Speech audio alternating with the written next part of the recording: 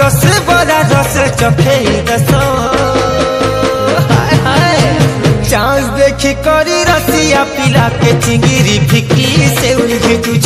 chance देखी करी रसिया पिला के चिंगिरी फिकी से उलझी तुझ धन माली काना कहि सुंदरी देखले बदलु थिसा धन माली काना कहि सुंदरी देखले बदलु थिसा ठाने से ठाने मोहन में दिसा जानी छु तुम के धन धर्मी बोले पिछली जाए जानी छु तुम के धन धर्मी बोले पिछली जाए चांस देखी करी रसिया पिला के चिंगिरी फिकी से उलझी तुझ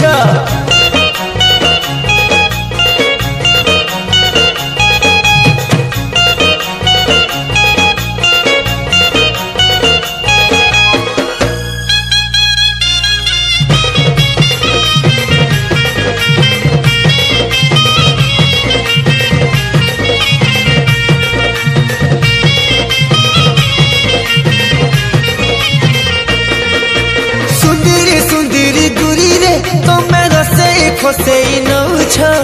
रसी गल धन आमके तुम्हें मिस कॉल खाली दौछ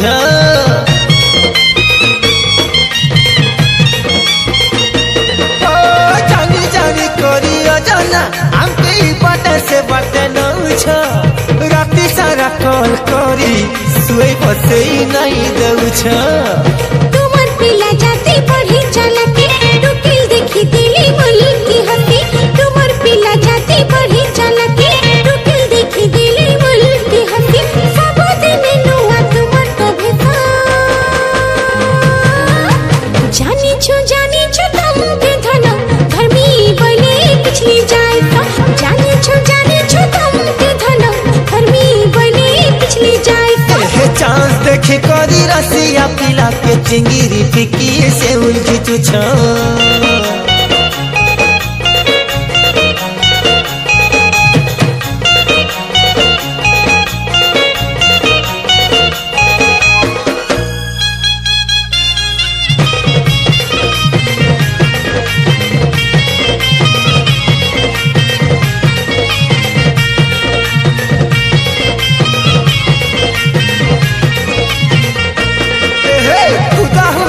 सब परा गली गली बुलुछ आगे मारुथिलु आमे एभे तमे तो कमेंट मारुछ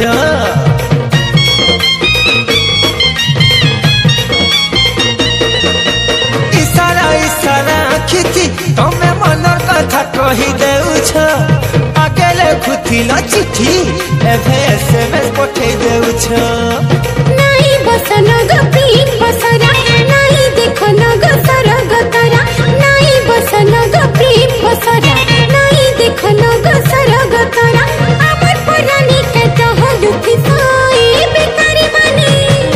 ए जानी छु तुम के धन धर्मी बोले पिछली जाए जानी छु तुम के धन धर्मी बोले पिछली जाए ए मोली फूला मोहनी दसा हंगरा दखेले रसे दसा ए मोली फूला मोहनी दसा हंगरा दखेले रसे दसा रस बड़ा रसे चखे दसा चांस देखी करी रसिया पिला के चिंगिरी फिकी से उलझी तुझ चांस देखी करी रसिया पिला के चिंगिरी फिकी से उलझी तुझ धन माली काना कहे सुंदरी देखले बदलु थिसा धन माली काना कहे सुंदरी देखले बदलु थिसा ठाने से ठाने मोहन के दिसा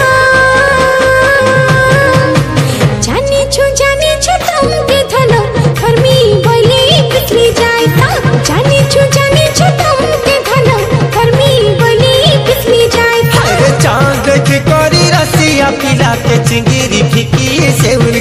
छो चांद देखी करी रसिया पिला के चिंगीरी फिकी से उलझी तू